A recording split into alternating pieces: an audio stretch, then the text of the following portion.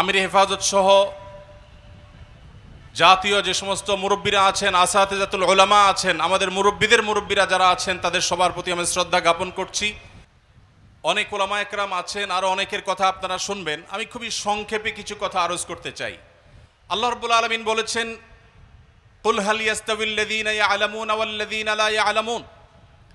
কোরআন এবং হাদিসের জ্ঞান অর্জন করেছে যে সমস্ত উলামা একরাম, তারা আর যারা কোরআন এবং হাদিসের জ্ঞান অর্জন করতে পারেনি, এই উভয় শ্রেণীর মানুষ কখনো সমান হতে পারে? আল্লাহ প্রশ্ন রেখেছেন। অর্থাৎ কখনো কোরআন হাদিসের জ্ঞান অর্জনকারী আলিম আর কোরআন এবং হাদিসের জ্ঞান অর্জন করতে পারেনি, এই দুটি মানুষ কখনো সমান সমকক্ষ হতে পারে না। সময়ত ভাইরা আমার, উলামা একরামের যে মর্যাদা রয়েছে, নবী করিম সাল্লাল্লাহু আলাইহি সাল্লামের হাদিসের দিকে তাকালে আমরা দেখি তিনি বলেছেন, আল উলামা ওয়ারাসাতুল আম্বিয়া। সমাজে বহু শ্রেণী পেশার মানুষ আছে, সমাজের প্রতি অনেকের অনেক ধরনের অবদান আছে, কিন্তু নবী করিম সাল্লাল্লাহু আলাইহি ওয়াসাল্লাম শুধুমাত্র আলেম সমাজকে, উলামা একরামকে আম্বিয়া আলাইহিমুস সালাতু ওয়াস সালাম, নবী রাসূলগণের প্রতিনিধি, তাদের ওয়ারিস, তাদের উত্তরাধিকারী হিসাবে আল্লাহ রাব্বুল আলামিনের রাসূল নবী করিম সাল্লাল্লাহু আলাইহি ওয়াসাল্লাম উল্লেখ করেছেন। উলামা একরামের এর চেয়ে বড় মর্যাদার আর কোনো বিষয় হতে পারে না যে কিয়ামত পর্যন্ত নবীগণ আসবেন না, রাসূলগণ আসবেন না, কিন্তু নবী এবং রাসূলদের প্রতিনিধিত্ব করা, তাদের ওয়ারিস এবং তাদের উত্তরাধিকারী হওয়ার যে গৌরব, এই গৌরব সমাজে ধর্মের, ইসলামের অন্য আরও যত সেক্টরে যারা কাজ করছেন তাদের মধ্য থেকে আলাদা করে নবী করিম সাল্লাল্লাহু আলাইহি ওয়াসাল্লাম ওলামাদের কথা উল্লেখ করেছেন। তাহলে একদিকে আমরা দেখি উলামা একরামের মর্যাদা আল্লাহ এবং তার রাসূলের কাছে আকাশচুম্বী। শুধুমাত্র দ্বীনের ইলম যদি কেউ অর্জন করে থাকে এবং ইলমের পাশাপাশি ইলমের যে দাবি, খাশিয়াতে রব্বানি, আল্লাহর ভয়, এটা যদি অন্তরে থাকে, তাহলে এই আলেমের মর্যাদা আল্লাহর কাছে, আল্লাহ রাসূল সাল্লাল্লাহু আলাইহি সাল্লামের কাছে, ইসলামের দৃষ্টিতে গোটা পৃথিবী থাকা সমস্ত সাধারণ মানুষদের মধ্যে সবচেয়ে উপরে। শুধু কোরআন এবং হাদিসে উলামা একরামের মর্যাদা রয়েছে তা নয়, আপনারা খুব ভালো করে জেনে থাকবেন, এই সমাজে বিভিন্ন শ্রেণী পেশার মানুষকে সর্বস্তরের জনগণ, সর্বস্তরের মানুষ ভালোবাসা, শ্রদ্ধা এবং ভক্তি নিবেদন করে।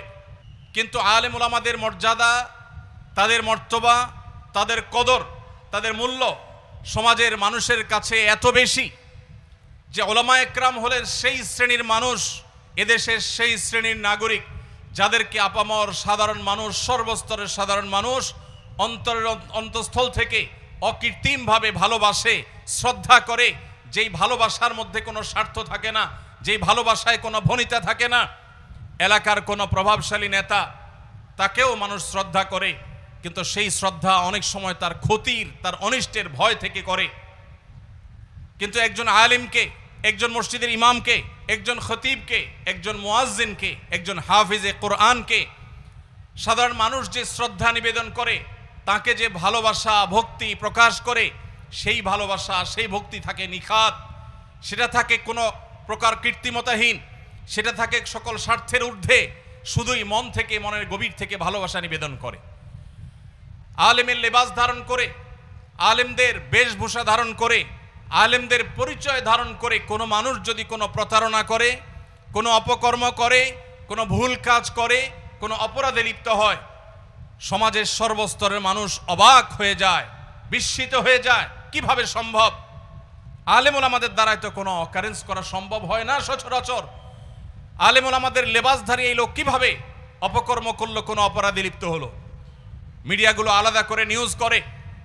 অনেক মিডিয়া হয়তো নিউজ করে আলেমদেরকে পচাবার জন্য, অনেক মিডিয়া হয়তো নিউজ করে আলেমদেরকে তাদের মর্যাদাকে কমাবার জন্য, অথচ তাদের নিউজই বলে দিচ্ছে আলেম সমাজের প্রতি এদেশের মানুষের ভক্তি, শ্রদ্ধা এত বেশি রয়েছে যে উলামা একরামের লেবাস ধারণ করে কেউ কোনো ভুল বা অন্যায় কাজ করলে মিডিয়াগুলো সেটাকে ফলাও করে, প্রকাশ করে, এবং মানুষ অবাক হয়, বিস্মিত হয়।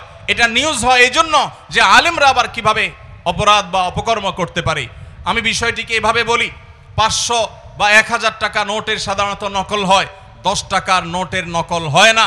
উলামা একরামের লেবাস ধারণ করে কেউ প্রতারণা করতে পারে, কিন্তু যারা সচরাচর সচরাচর অনেক অন্যায় অপরাধে লিপ্ত হয়, তাদের লেবাস ধারণ করে কেউ কোনো প্রতারণা সাধারণত করে না। আলেম সমাজের যে মর্যাদা আমাদের সমাজে রয়েছে, এটি সমাজে ইমাম সাহেব, খতিব সাহেব, ওলামা একরামের প্রতি মানুষের ভালোবাসার দিকে তাকালে আপনি দিনের আলোর মতো আপনার কাছে পরিষ্কার হয়ে যাবে তাদেরকে কিভাবে তারা ভালোবাসেন। সম্মানিত ভাইরা, ওলামা একরামের যে মর্যাদা রয়েছে সেই মর্যাদার প্রকাশ ঘটে ওয়াজ মাহফিলগুলোতে। আমি প্রায় সময় বলার চেষ্টা করি, এদেশের মানুষের বছর জুড়ে যত রকমের সমাবেশ হয়, যত রকমের গণসমাবেশ হয়, জনসাধারণের উপস্থিতি হয়, এর মধ্যে ওয়াজ মাহফিলগুলো, জুমার মসজিদের মিম্বরগুলো এদেশের সাধারণ মানুষের স্বতঃস্ফূর্ত অংশগ্রহণে, তাদের অন্তঃস্থল থেকে খুশি মনে, তাদের স্বেচ্ছায়, প্রকৃত অর্থে জনগণের সমাবেশ শুধু এগুলোকে বলা চলে। কারণ এখানে মানুষ আসে নিজের খরচে, নিজের গরজে, আবার এসে মাহফিলকে পরিচালনা করবার জন্য পয়সা কড়ি দিয়ে তারপরে যায়। এখানে আসতে হলে কাউকে খিচুড়ি বা বিরিয়ানি দিতে হয় না, এখানে আসতে হলে কাউকে টাকা দিতে হয় না, উৎকোচ দিতে হয় না, গাড়ি ভাড়া করে দিতে হয় না, বাস রিজার্ভ করে আনতে হয় না। এদেশের প্রকৃত যে গণসমাবেশ আছে এই সকল সমাবেশগুলো পরিচালনা করে থাকেন ওলামা একরাম। ওলামা একরামের ডাকে লাখো লাখো মানুষ নিজের পকেটের টাকা, গাঁটের টাকা খরচ করে আসে। এরকম সমাবেশ সারা দেশের প্রতিটা গ্রামে গঞ্জে, প্রতিটি উপজেলায়, জেলায়, শহরে, বন্দরে, সব জায়গায় যে মানুষের সমাবেশ হয়ে থাকে, এই সমাবেশগুলো হলো প্রকৃত গণমানুষের সমাবেশ, যেখানে কোনো প্রকার ফোর্স নেই, যেখানে কোনো প্রকার অর্থকড়ি, কোনো প্রকার সুযোগ সুবিধা বা কোনো স্বার্থের কোনো ব্যাপার স্যাপার থাকে না। শুধু তাই নয়, ওয়াজ মাহফিলগুলো, মসজিদের মিম্বরগুলো এই সমাজকে কি দিয়েছে সেটি দেখবার জন্য আপনি মাহফিলের আয়োজনের দিকে তাকাতে পারেন। এত বিশাল বড় আয়োজন, গোটা দেশের আদর্শ মাহফিলগুলোর একটি। এই মাহফিল পরিচালনা করবার জন্য কিছু ভলান্টিয়ার ভাইয়েরা স্বেচ্ছায় কাজ করছেন আল্লাহকে খুশি করবার জন্য। এটাকে নিয়ন্ত্রণ করতে আইন শৃঙ্খলা রক্ষাকারী ভাইদের বিশেষ কোনো কসরত তাদের করতে হচ্ছে না। শুধু এই মাহফিল কেন, লক্ষ লক্ষ মানুষের ওয়াজ মাহফিল, লক্ষ লক্ষ মানুষের ইসলামিক সম্মেলন, লক্ষ লক্ষ মানুষের আয়োজনে বড় বড় ইসলামিক প্রোগ্রামগুলো, এসব প্রোগ্রামগুলোকে নিয়ন্ত্রণ করবার জন্য শত শত পুলিশ বাহিনীর প্রয়োজন হয় না। এই ওয়াজ মাহফিলগুলোতে যে শান্তির বার্তা দেওয়া হয়, শৃঙ্খলা শেখানো হয়, নীতি নৈতিকতা শেখানো হয়, মানুষকে আদর্শ শেখানো হয়, সেটা হলো এই ওয়াজ মাহফিলগুলোর কোনো প্রকার আইন শৃঙ্খলা রক্ষাকারী বাহিনীর ভাইদের বিশেষ কোনো পরিশ্রম ছাড়া, তাদের বিশেষ কোনো উদ্যোগ ছাড়া এই মাহফিলগুলো যে টিকে থাকে, এগুলো যে সুচারুরূপে সম্পন্ন করা যায়, এটি হলো এই ওয়াজ মাহফিলগুলো থেকে শান্তি শৃঙ্খলার যে বার্তা দেওয়া হয় তার একটা প্রমাণ। ভাইরা আমার, 200-500 মানুষের কোনো মেলা হলেও, সাধারণ কোনো প্রোগ্রাম হলেও সেখানেও দেখা যায় 1-2 গাড়ি পুলিশ ভাইদেরকে সারাক্ষণ ব্যস্ত থাকতে হয়। তারপরও নানা অকারেন্সের ভয় থাকে। শত শত হাজার হাজার ওয়াজ মাহফিল হয়, প্রত্যেকটা মসজিদে জুমার দিন শত শত হাজারো মানুষের উপস্থিতি হয়, কিন্তু আলহামদুলিল্লাহ সেখানে কোনো প্রহরার প্রয়োজন হয় না, সেখানে কোনো অশান্তি নেই, সেখানে কোনো দাঙ্গা নেই, সেখানে কোনো হাঙ্গামা নেই, সেখানে কোনো মারামারি নেই। এগুলো থেকে প্রতীয়মান হয় যে ওলামা একরাম এ দেশকে কোথায় নিয়ে যেতে চান, তাদের অবদানের জায়গাটা কোথায়। তারা এদেশের মানুষকে শান্তি, শৃঙ্খলা, নীতি, নৈতিকতা, আদর্শ এবং মানুষের মতো মানুষ হতে শিখান, খাঁটি মুসলমান হতে শিখান। ভাইরা আমার, ওলামা একরামকে আল্লাহ রাব্বুল আলামিন যে পাওয়ার দিয়েছেন, এই পাওয়ার সম্পর্কে আমরা অনেকে জানি না। 2010 সালের হিসাব অনুযায়ী আমাদের দেশে 3.25 লক্ষ মসজিদ ছিল। সেটা এখন অর্থাৎ 14 বছর পরে এসে নিশ্চয়ই প্রায় 4 লাখের মতো হবে। 4 লক্ষ মসজিদ এদেশে যদি থাকে, এই মসজিদগুলোর ইমাম এবং মুয়াজ্জিন মিলে কমপক্ষে 8 লক্ষ মানুষ আছেন যারা এই মসজিদগুলোতে কাজ করছেন। মসজিদগুলোর যে চেইন আছে, এই চেইন গোটা দেশের এমন কোনো জায়গা নেই, গ্রাম হোক আর শহর হোক, যেখানে মসজিদ নেই, যেখানে ইমাম সাহেব নেই, মুয়াজ্জিন নেই, খতিব নেই। এই যে মসজিদগুলোর বিশাল বিস্তীর্ণ বড় নেটওয়ার্ক সারা দেশে ছড়িয়ে ছিটিয়ে আছে, মসজিদগুলোকে আবাদ করছেন 4 লক্ষ মসজিদকে কমপক্ষে 8 লক্ষ মানুষ। এক একটা মসজিদে জুমার দিন যদি গড়ে 150 করে মানুষ নামাজ পড়তে আসেন, খতিব সাহেবের খুতবা বা বয়ান শোনার জন্য আসেন, তাহলে 4 লক্ষ মসজিদে গড়ে যদি 150 করে মানুষ হয়, 6 কোটি মানুষ হয়। প্রতি সপ্তাহে দুপুর 12:30 থেকে 1:30 পর্যন্ত এই সময়ের মধ্যে সারা দেশের ইমাম সাহেবগণ, খতিব সাহেবগণ, ওলামা একরাম, আলেম সমাজ তারা 6 কোটি মানুষকে অফলাইনে সশরীরে উপস্থিত হওয়ার পর তাদেরকে তারা গাইড করতে পারেন, পথনির্দেশ করতে পারেন। ওলামাদের কথা শুনবার জন্য, খুতবা শ্রবণ করবার জন্য 6 কোটি মানুষ সপ্তাহে একবার মসজিদে সমবেত হয়। শুধু তাই নয়, একজন মানুষের সারা সপ্তাহের সবচাইতে যে টাইমটাতে তিনি মানসিকভাবে ফ্রেশ থাকেন, যে টাইমটাতে তিনি সবচাইতে বেশি মানসিকভাবে উদ্যমী থাকেন, সেই সময়টাতে তিনি মসজিদে মিম্বরের সামনে বসে থাকেন। সপ্তাহের যে শ্রম থাকে, কষ্ট থাকে, সে গ্লানি কষ্ট সব ধুয়ে মুছে বৃহস্পতিবার রাতভর ঘুমিয়ে, শুক্রবারের ছুটির দিনটিতে সকালে আবার ঘুমিয়ে, ঘুম থেকে উঠে সুন্দর করে ফ্রেশ হয়ে সপ্তাহের সবচাইতে ভালো গোসলটা শুক্রবারে দিয়ে মুসলমান সুন্দর কড়কড়া মড়মড়া জামা পরে, তারপরে সুগন্ধি ব্যবহার করে তার সারা সপ্তাহের সবচাইতে ফ্রেশ টাইমটা, সবচাইতে তার যে টাইমটা মূল্যবান, যে টাইমটাতে তার মানসিক কোনো প্রেশার থাকে না, সেরকম নির্মল এবং ফ্রেশ একটা টাইম ইমাম সাহেবের সামনে খুতবা শোনার জন্য আসেন।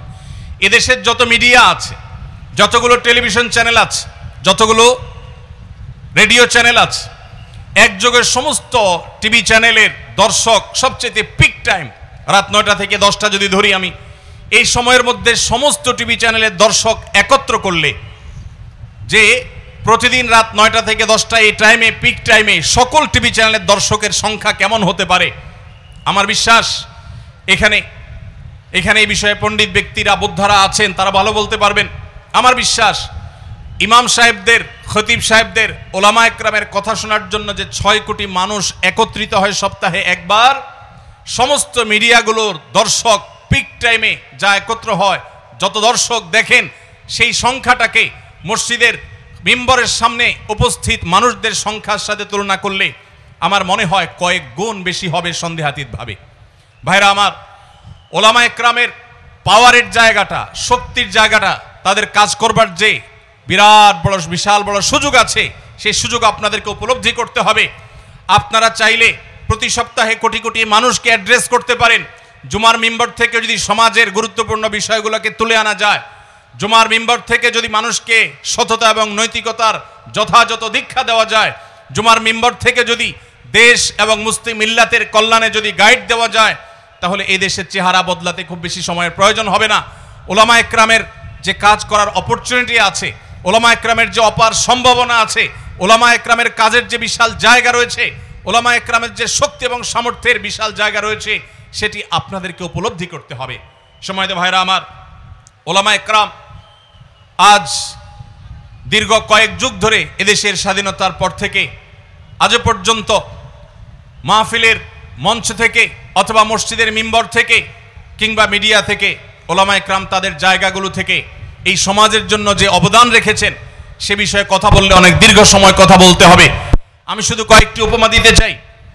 এদেশে পরিত্যক্ত সম্পদে যথাযথ হক দেওয়ার ব্যাপারে, বোনদের হক, ফুপুদের হক দেওয়ার ব্যাপারে এবং মেয়েদের হক দেওয়ার ব্যাপারে, বাবার সম্পদে, মায়ের সম্পদে ভাই বোনদের ন্যায্য এবং ন্যায়ভাবে, ন্যায়সঙ্গতভাবে কোরআন যেভাবে বর্ণনা করেছে সে হারে বন্টন করার ক্ষেত্রে ওলামা একরাম শহরে, বন্দরে, গ্রামে, মাহফিলে, মঞ্চে, মিম্বরে, সব জায়গায় যেভাবে তারা দীর্ঘদিন পর্যন্ত মানুষকে অ্যাওয়ারনেস করেছেন, মানুষকে যেভাবে অ্যাওয়্যার করেছেন, মানুষকে যেভাবে সচেতন করেছেন, তার ফলশ্রুতিতে এদেশে এই সম্পদের সুষ্ঠু বন্টন অনেকখানি আলহামদুলিল্লাহ শুরু হয়েছে। এবং এই অবদান একচ্ছত্রভাবে আমি বলতে পারি এদেশে শুধুমাত্র ওলামা একরামের কারণেই এদেশে মানুষ সম্পদের বন্টন নিয়ে যে মারামারি, গন্ডগোল, ফাসাদ, এটা যতটুকু নিয়ন্ত্রণ হয়েছে তার জন্য সবচেয়ে বড় ক্রেডিটটা এদেশে ওলামা একরামের। সময়ত ভাইরা, বিয়ের মধ্যে যে যৌতুক প্রথা, এই যৌতুকের বিরুদ্ধে এই দেশে ওলামা একরাম শুরু থেকে আজও পর্যন্ত সংগ্রাম করে যাচ্ছেন। এই সমাজ থেকে যৌতুককে ঝেঁটিয়ে বিদায় করার যে অবদান, এই অবদানটিও মূলত ওলামা একরামের, আলেম সমাজ তারা যুগ যুগ ধরে মানুষকে যৌতুকের বিরুদ্ধে সচেতন করেছেন, যার ফলশ্রুতিতে যৌতুক এখন আলহামদুলিল্লাহ অনেকখানি বলতে পারি এদেশে জাদুঘরে উঠেছে। সময়ত ভাইরা আমার, ঠিক একইভাবে মাদক নিয়ন্ত্রণ আছে আমাদের দেশে। আমাদের পার্শ্ববর্তী যে কোনো দেশের সাথে যদি আপনি তুলনা করেন, আপনি বার্মার কথা বলেন, ভারতের কথা বলেন, নেপালের কথা বলেন, শ্রীলঙ্কার কথা বলেন, আমাদের আশেপাশে যে সমস্ত দেশগুলো আছে, এই সব দেশগুলোর মধ্যে বাংলাদেশ একমাত্র দেশ যে আমরা মাদক নিয়ন্ত্রণে, আমাদের সমাজে মাদক গ্রহণের যে কম সংখ্যার যে স্বল্পতা, আমাদের সমাজে মাদক যতটুকু মাদক গ্রহণের যে নিয়ন্ত্রণ রয়েছে, এর জন্য সংশ্লিষ্টরা অনেক কাজ করছেন, প্রশাসনের ভাইদের অনেক নিশ্চয় অবদান আছে, কিন্তু ওলামায়ে কেরামের অবদান সবার চাইতে বেশি এবং সর্বাগ্রে। সমস্ত মসজিদ এবং সমস্ত মাহফিল থেকে মাদকের বিরুদ্ধে ওলামায়ে কেরাম সোচ্চার থাকেন, মানুষকে সতর্ক করেন। ওলামায়ে কেরামের অবদান এভাবে একটি একটি করে বলতে গেলে তার তালিকা অনেক দীর্ঘ হয়ে যাবে, আমি সেদিকে যাচ্ছি না। সময়ত উপস্থিতি, আমার যে সমস্ত মাদ্রাসার ছাত্র ভাইয়েরা আছেন, ছাত্র বন্ধুরা আছেন, আপনারা যারা ভবিষ্যতে আলেম হতে যাচ্ছেন, আপনাদের উদ্দেশ্যে আমি কয়েকটি কথা বলতে চাই। আপনাদের যে মর্যাদা আল্লাহর কাছে রয়েছে, আল্লাহ রাসূল যে মর্যাদা বর্ণনা করেছেন, এ সমাজের মানুষ আপনাদেরকে অন্তরের গভীর থেকে যে ভালোবাসা নিবেদন করেন, যে শ্রদ্ধা নিবেদন করেন, যে ভক্তি আপনাদের প্রতি আমাদের প্রতি প্রকাশ করেন, সেই জায়গা থেকে আমাদের দায়িত্ব অনেক বেশি। আমাদের সে দায়িত্ব যদি আমরা যথাযথভাবে পালন করতে না পারি, তাহলে আল্লাহর কাছে যেমন জবাবদিহি করতে হবে, ঠিক একইভাবে ইতিহাস আমাদেরকে ক্ষমা করবে না। একজন আলেম হিসাবে আমাদেরকে অবশ্যই এদেশের মানুষের জন্য আমাদের করণীয় সবটুকুন ঠিকমতো আদায় করতে হবে এবং আমাদের সাধ্য, সামর্থ্য, শক্তি, আমাদের অপরচুনিটি সবটুকুকে সর্বোচ্চ সুন্দর এবং সৎভাবে ব্যবহার করতে হবে। সেজন্য সর্বাগ্রে যে বিষয়টি আমি বলতে চাই, আপনারা যারা মাদ্রাসায় পড়াশোনা করছেন, আপনারা যারা ভবিষ্যতে আলেম হতে যাচ্ছেন, ইনশাআল্লাহ সব কিছুর আগে মনে রাখবেন আপনি কেন আলেম হচ্ছেন। এই প্রশ্নের উত্তর আপনার ভেতর থেকে বের হয়ে আসতে হবে, আপনার ভেতর থেকে জবাব আসতে হবে। আমি আলেম হচ্ছি আমার পেট পালার জন্য নয়, আমি আলেম হচ্ছি মাদ্রাসায় পড়ছি, পড়াশোনা শেষ করে, দাওরে হাদিস শেষ করে আমি পড়াশোনা থেকে ফারিগ হয়ে আমি এটার মাধ্যমে একটা উপার্জনের উপায় খুঁজে বের করব, এটি আমার পড়াশোনার উদ্দেশ্য নয়। আমার আলেম হওয়ার উদ্দেশ্য, আমি নবী আলাইহিস সালামের যে দাওয়াতের মিশন, সে মিশনকে ঘরে ঘরে, কাঁচা পাকা প্রতিটি ঘরে ঘরে পৌঁছে দেওয়ার দায়িত্ব আমি যথাযথভাবে পালন করব। আমি একজন আদর্শ আলিম হব, নায়েবে রাসূল হিসেবে নবী করিম সাল্লাল্লাহু আলাইহি সাল্লামের আখলাকের ফেরি আমি করব। আমাকে দেখে সমাজের মানুষ সবচেয়ে বেশি তৃপ্তি অনুভব করবে। আমার অনুপস্থিতিতে সমাজের মানুষ আমাকে মিস করবে, আমার অভাব বোধ করবে, আমার জন্য আফসোস এবং আক্ষেপ করবে। আমাকে সেরকম মানুষ হিসেবে গড়ে তুলতে হবে। আমার পড়াশোনার উদ্দেশ্য, আমার ওয়াজ ও নসিহতের উদ্দেশ্য, ওয়াজ মাহফিলের উদ্দেশ্য, মসজিদে খুতবা দেওয়ার উদ্দেশ্য, ইমামতি করার উদ্দেশ্য, মাদ্রাসা মুদাররিসি করার উদ্দেশ্য, কোনোটির উদ্দেশ্য পেট পালা নয়। আমার এই সব কিছুর উদ্দেশ্য হতে হবে আল্লাহকে সন্তুষ্ট করা। কিছুদিন পর পর আমাদের নিয়তের তাজদীদ, নিয়তের নবায়ন করা খুব বেশি জরুরি, কারণ আমাদের মূল শক্তির জায়গাটা হলো আমাদের ইখলাস। আমরা যদি ইখলাস ঠিক রাখতে পারি, আমাদের নিয়ত যদি পরিশুদ্ধ থাকে, নিয়তে যদি ভেজাল না থাকে, মনে রাখবেন উলামায়ে কেরামের এই শক্তিকে রুখবার ক্ষমতা গোটা পৃথিবীর কোনো শক্তির, কোনো অপশক্তির নেই। অতএব ভাইরা আমার, আমাদের ইখলাসে কোনো প্রকার কম্প্রোমাইজ করা যাবে না। কিছুদিন পর পর নিজেকে জিজ্ঞাসা করতে হবে যে আমি কেন মাদ্রাসায় পড়ছি, কেন আমি আলেম হতে যাচ্ছি। অন্য অনেক পেশায় গেলে আমি অনেক সুযোগ সুবিধা পেতাম, রাষ্ট্রের অনেক বড় বড় সুবিধা আমি ভোগ করতে পারতাম। আমি এমন এক পেশায় এসেছি যে পেশায় থাকার কারণে সমাজের এক শ্রেণী মানুষ আমাকে স্বীকৃতিটুকু পর্যন্ত দিবে না। তাহলে এরপরও আমি এখানে কেন এসেছি? কারণ আমি আল্লাহর কাছ থেকে বিনিময় পেতে চাই, অন্য কোনো উদ্দেশ্য নাই। আমি না বাহবা চাই, না আমি পরিচিতি চাই, না আমি পার্থিব কোনো কিছু চাই। এই জায়গাটা কিছুদিন পর পর আমাদের পরিষ্কার করতে হবে। নাম্বার 2, আমরা সবাই জানি, আমাদের অনেক সালাফ বলেছেন, আলেম সে যে নিজের অর্জিত জ্ঞান অনুযায়ী আমল করে। অতএব কোরআন এবং হাদিস থেকে যে জ্ঞান আমরা অর্জন করেছি, মনে রাখতে হবে সেই জ্ঞানগুলোর প্রত্যেকটির উপর আমাদেরকে আমলের সচেষ্ট হতে হবে। আমি আমার ছাত্র জীবনে এই হাটহাজারী মাদ্রাসার পুকুরে তাহাজ্জুদের সময় উঠলে দেখতাম চারপাশে এত বেশি ছাত্র ওযু করতেন, এত বেশি ছাত্র তাহাজ্জুদে দাঁড়াতেন যে মনে হতো মাদ্রাসার বেশিরভাগ ছাত্ররাই তাহাজ্জুদে উঠে গেছে। তাদের রোনাজারি ছিল শিখবার মতো, অনুপ্রাণিত হবার মতো। আমি হাতিয়া ফয়জুল্লাহ মাদ্রাসায় পড়েছি, সেখানে শতকরা 90% ছাত্রকে দেখতাম যে তারা তাহাজ্জুদের সময় উঠে নামাজ পড়ে।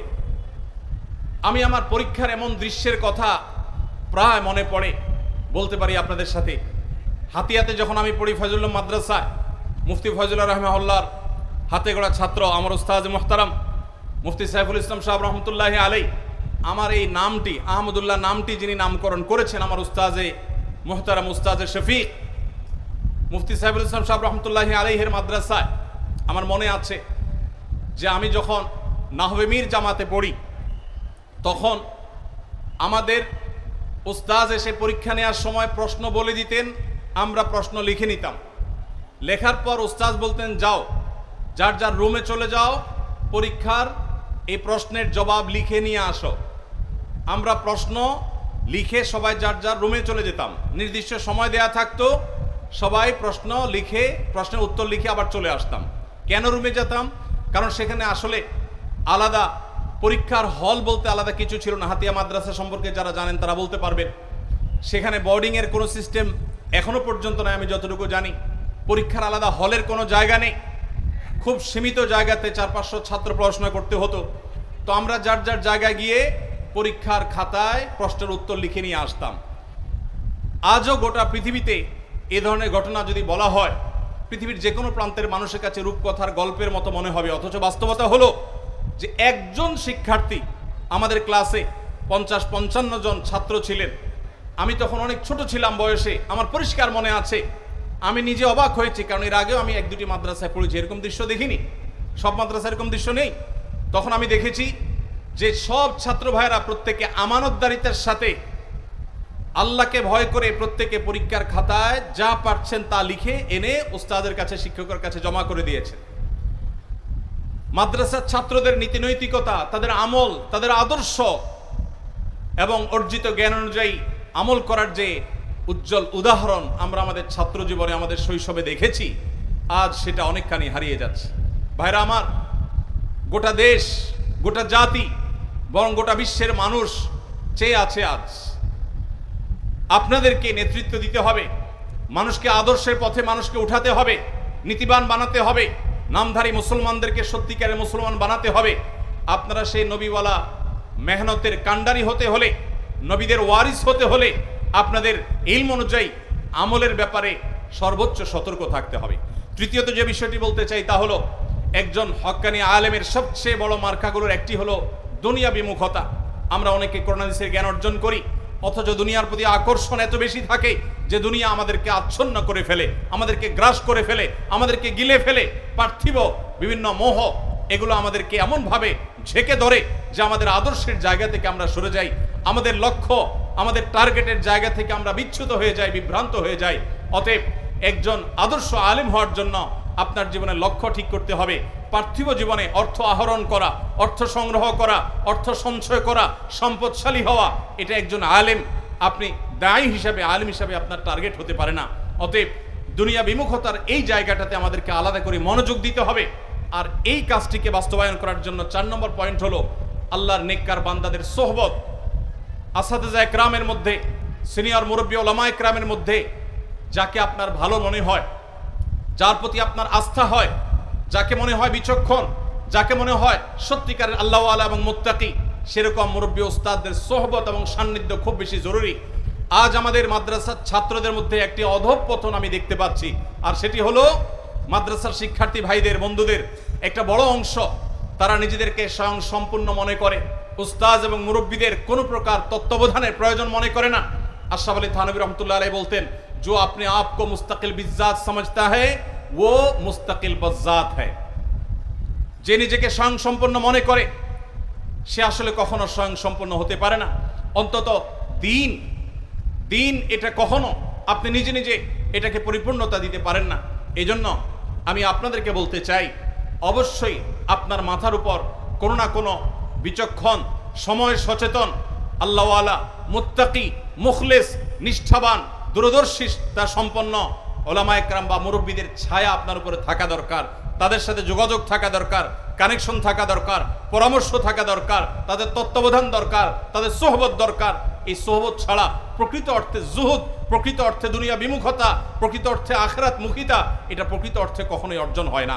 অতএব আমি আপনাদেরকে অনুরোধ করতে চাই, তরুণ ভাইরা যারা আপনারা আলিম হতে যাচ্ছেন, ইনশাআল্লাহ অবশ্যই আপনার জীবনে প্রতিটি গুরুত্বপূর্ণ বিষয়ে সিদ্ধান্ত নেওয়ার আগে, আপনার পথ এবং আপনার গন্তব্যকে ঠিক করবার আগে, আপনার প্রতিটি বিষয়কে ধার্য করবার আগে অবশ্যই আপনি যাদের প্রতি আস্থা রাখেন এরকম মুরব্বিকদের ছত্রছায়া, তাদের তত্ত্বাবধানে আপনি অগ্রসর হওয়ার চেষ্টা করবেন।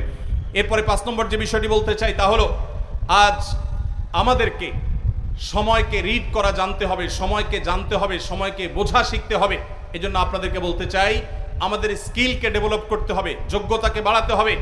আমাদের মাদ্রাসায় পড়াকালীন সময়ে আমাদের কিতাবী যোগ্যতা গড়া, একাডেমিক যোগ্যতা গড়া, আমাদের মাদ্রাসার পড়াশোনার প্রতি মনোযোগী হওয়া, এটা থাকবে সবচেয়ে গুরুত্বপূর্ণ কাজ। পাশাপাশি আমরা যখন কর্মস্থলে যাব, আমরা যখন কাজের ময়দানে যাব, তার আগে বিশেষ করে দাওয়াতি ফিল্ডে যারা কাজ করবেন তাদেরকে সময়ের ভাষা রপ্ত করতে হবে, তাদেরকে সময়ের গুরুত্বপূর্ণ বিষয়গুলো রপ্ত করতে হবে, রাজনীতি সচেতন হতে হবে, সমাজের পালসকে বুঝতে চেষ্টা করতে হবে। এজন্য প্রয়োজনীয় যে যোগ্যতা আছে সেগুলো অর্জন করতে হবে।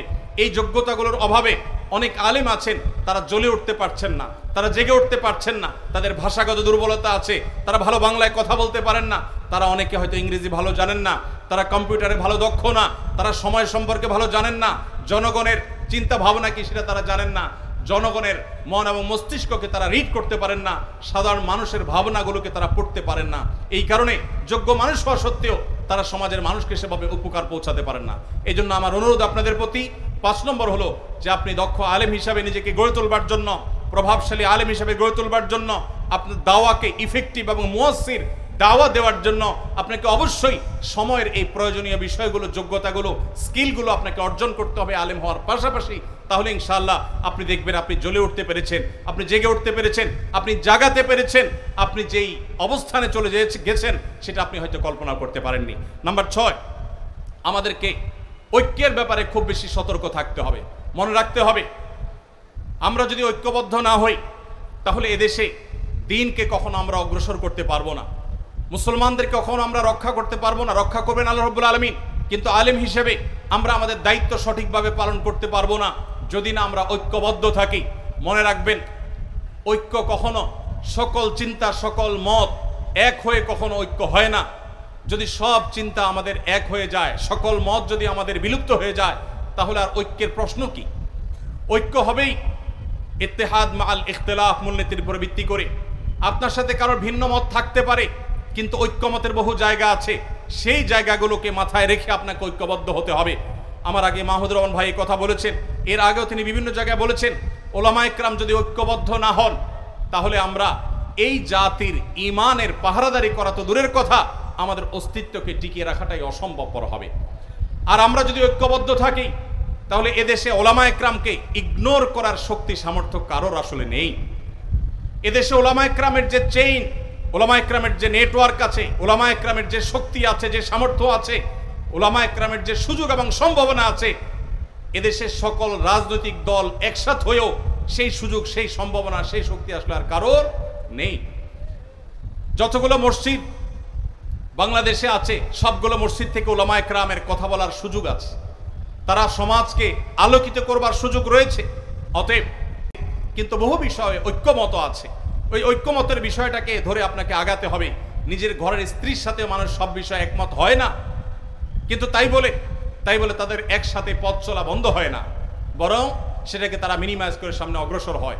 আমি আপনাদেরকে অনুরোধ করতে চাই, কর্মের স্থলে, কর্মের ময়দানে যখন যাবেন, আপনারা অবশ্যই আপনার সমাজে বিভিন্ন চিন্তার মানুষ থাকলেও আপনি সবাইকে ভাই হিসাবে আপনার বুকে জায়গা দেওয়ার জন্য আপনাকে প্রস্তুত থাকতে হবে।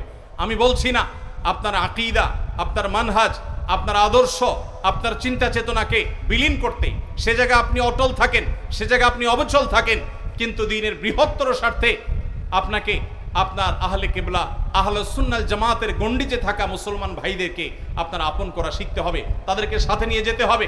আল্লাহ তাআলা আমাদের সবাইকে সেই তৌফিক দান করুন।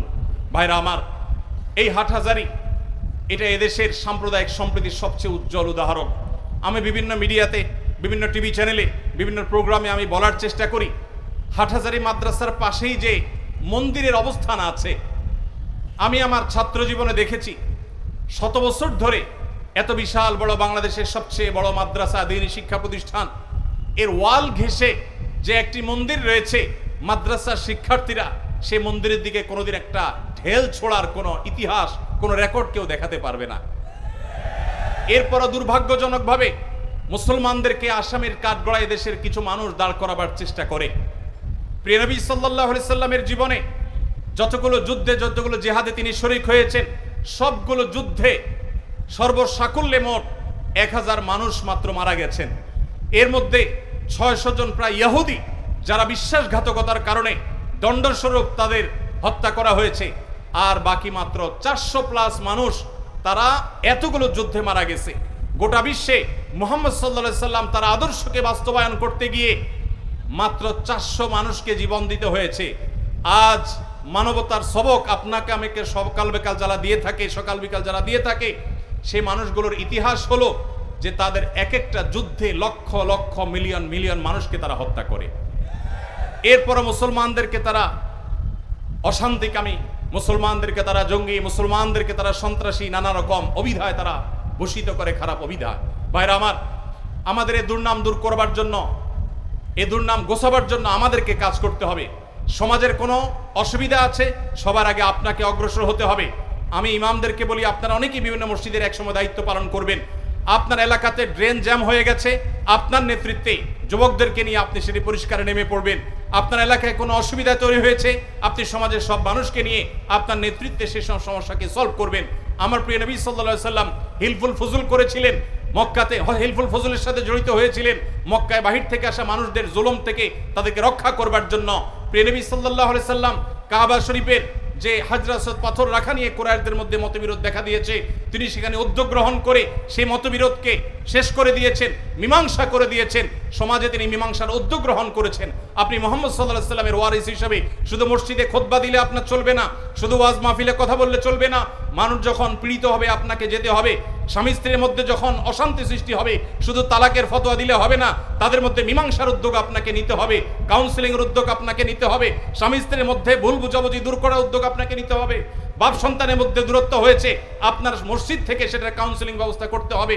আমার প্রিয় নবী সাল্লাল্লাহু আলাইহি সাল্লাম শুধু ফতোয়া দেন নাই, তিনি মসজিদে নববীতে বসে স্বামী স্ত্রীর মধ্যকার মনোমালিন্য দূর করবার উদ্যোগ গ্রহণ করেছেন, বাবা সন্তানের সমস্যাকে সমাধান করবার চেষ্টা করেছেন। আউস এবং খাজরাজের মধ্যকার যে দূরত্ব ছিল সেটাকে, মনোমালিন্যকে দূর করবার উদ্যোগ নিয়েছেন। তিনি সমাজের সব ধরনের কাজে নিজেকে সামিল করেছেন, মানুষের জন্য কল্যাণকারী হিসেবে নিজেকে প্রতিষ্ঠিত করেছেন। আর এভাবেই তার আদর্শ গোটা পৃথিবীতে বাস্তবায়িত হতে হয়েছে। আজ আমরা যদি নিজেদেরকে মসজিদে আবদ্ধ করে রাখি, মাহফিলে আবদ্ধ করে রাখি, মাদ্রাসা আবদ্ধ করে রাখি, মনে করি এই সমস্ত ধর্মীয় চক্র বা এই কাজগুলোর মধ্যেই আমাদের কাজ সীমাবদ্ধ, মনে রাখবেন আপনি নেতৃত্বের আসনে আসীন হতে পারবেন না। আপনাকে সমাজের মানুষের হিতাকাঙ্ক্ষী হতে হবে, সমাজের মানুষের কল্যাণে আপনাকে পাওয়া যেতে হবে। মানুষের বন্যা হবে, সবার আগে আপনি চলে যাবেন। ভূমিকম্প হবে, সবার আগে উদ্ধারে আপনি চলে যাবেন। রাস্তা যানজট তৈরি হবে, সবার আগে আপনি চলে যাবেন যানজট দূর করবার জন্য। আপনি যানজট সৃষ্টি করবেন না। অনেক সময় মাহফিলে বক্তা আসার সময় রাস্তাঘাট বন্ধ করে দেওয়া হয় বক্তার নির্বিঘ্নে যাওয়ার জন্য। আমি ব্রাহ্মণবাড়িতে এক মাহফিলে গিয়েছি, দেখি কিছু যুবক আমাকে ওয়েলকাম করার জন্য এসেছেন বাইক নিয়ে। তারা রাস্তার সব গাড়ি থামিয়ে দিয়েছে, কেন? হুজুর আসবে। আমি বললাম এই মাহফিলে আমি যাব না। যে মাহফিলের ভলান্টিয়াররা সাধারণ মানুষের অধিকারকে নষ্ট করে, সাধারণ মানুষের পথ চলাকে রুদ্ধ করে দেয়, তারা গাড়ি চালকদেরকে জোরপূর্বক থামিয়ে তারা হুজুরদের জন্য রাস্তা ক্লিয়ার করে, সে কখনো সমাজের কল্যাণকামী না, সে দিন ভালো করে বুঝে নাই। আমার নবী সাল্লাল্লাহু আলাইহি সাল্লাম বলেছেন, ইয়াকুমুল জুলুস আলা তারিক, রাস্তায় বসা যাবে না, রাস্তার অধিকার নষ্ট করা যাবে না। তোমাকে রাস্তা বন্ধ করে তোমার হুজুরের জন্য ক্লিয়ার করে, রাস্তায় বন্ধ করে অসুস্থ রোগী থাকতে পারে, অ্যাম্বুলেন্সে অনেক মানুষ থাকতে পারে, এই অসুবিধা তৈরি করার অধিকার কাউকে দেয় নাই। যাই হোক, পরবর্তীতে তারা তাদের ভুল বুঝতে পেরেছে। আমি আপনাদেরকে বলতে চাই, সমাজের জন্য নিজেদেরকে উপকারী সাব্যস্ত করতে হবে, সমাজে নিজেদেরকে রিলেভেন্ট প্রমাণ করতে হবে, সমাজের মানুষের দুঃখ দুর্দশায় আপনাদেরকে সবার আগে পাওয়া যেতে হবে। আপনি মসজিদে যান আর মাদ্রাসায় যান, মাহফিলে আসেন আর অন্য কোনো জায়গায় কাজ করেন, মনে রাখবেন আপনাকে আল্লাহ রাব্বুল আলামিন সৃষ্টি করেছেন উখরিজাত লিন্নাস, আপনাকে মানবতার কল্যাণে কাজ করতে হবে। দাওয়ার পাশাপাশি সামাজিক কর্মকাণ্ড এবং জাতির সকল বিপদে সর্বাগ্রে আপনাদেরকে এগিয়ে আসতে হবে, আমাদেরকে এগিয়ে আসতে হবে। আল্লাহ রাব্বুল আলামিন আমাদেরকে সমাজের মানুষের প্রকৃত প্রয়োজন পূরণ করবার মতো যোগ্য এবং যথাযথ দাঈ-ইলাল্লাহ হওয়ার মতো, নবী এবং রাসূলদের ওয়ারিস হওয়ার মতো যত যোগ্যতা আমাদের প্রয়োজন, আল্লাহ রাব্বুল আলামিন আমাদের সবাইকে সেটি অর্জন করার তৌফিক নসিব করুন।